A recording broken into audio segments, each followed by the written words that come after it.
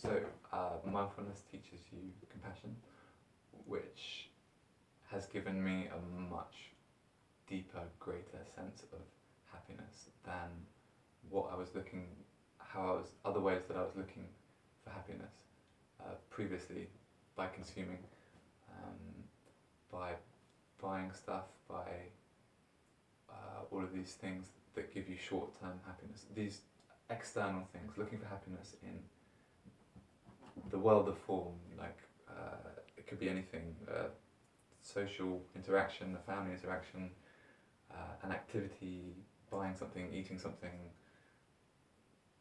Looking for happiness in those things is very short-lived. It does give you happiness, but for a tiny bit, and it's not the same happiness as compassion. I found with meditation, the happiness that comes out of being compassionate towards myself, being compassionate towards a fellow human, whether that be anybody, a lover, a stranger, a family member, a friend, whatever, the feeling of sharing a compassionate experience is a much different happiness. Comes from a deeper place. For me, it's definitely in there. And yeah, so meditation has showed me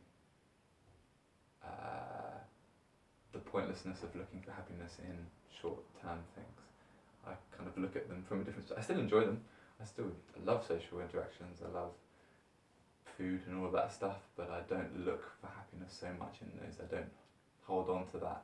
I feel like many people in life do look for happiness with external things, and meditation definitely teaches you to be happy with more internal things.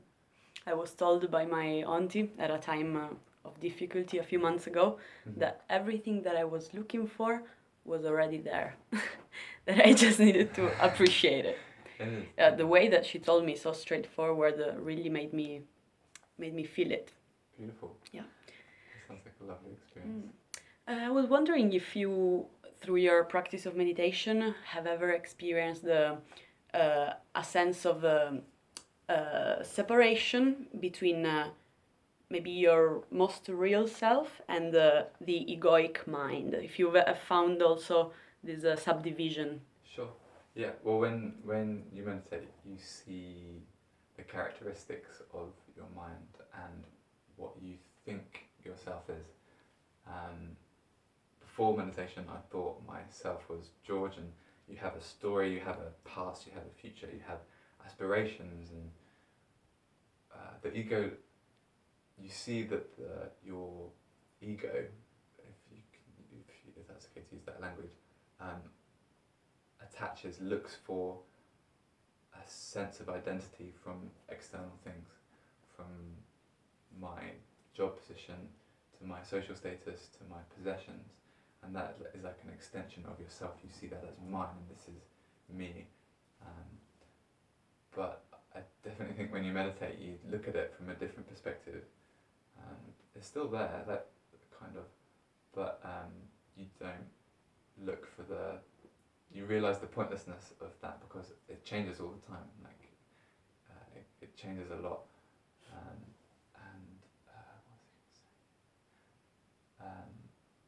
and bringing your awareness to the one thing that doesn't change, your awareness of things.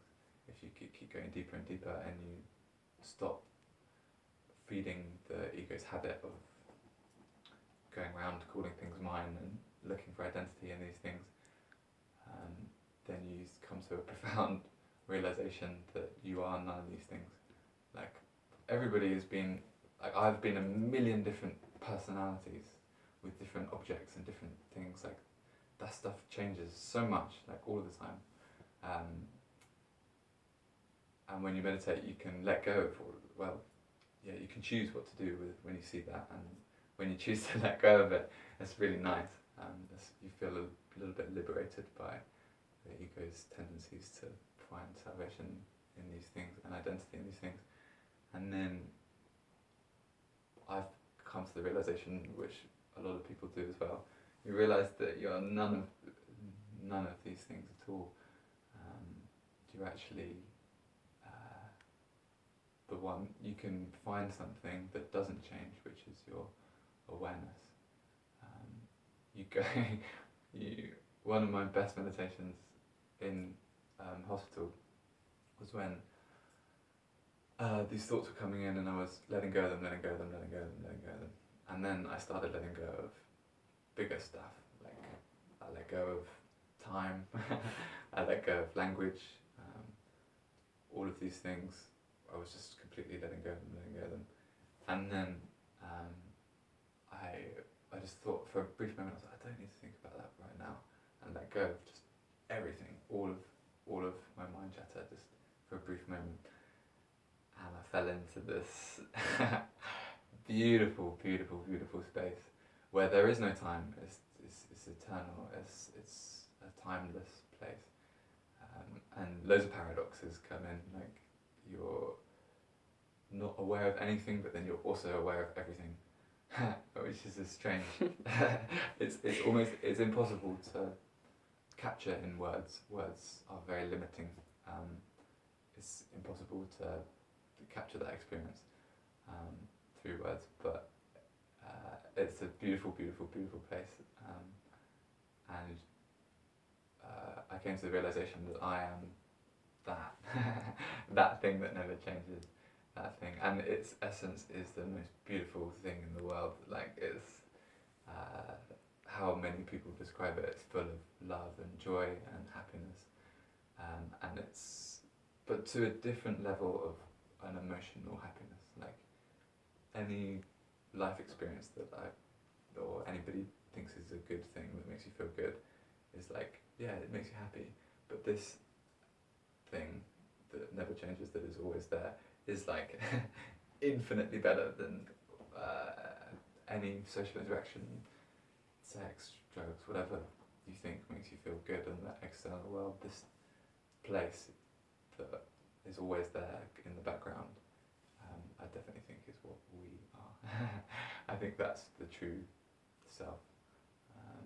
As soon as the mind comes in trying to do stuff, I think that's like the ego, if you want to label it that way.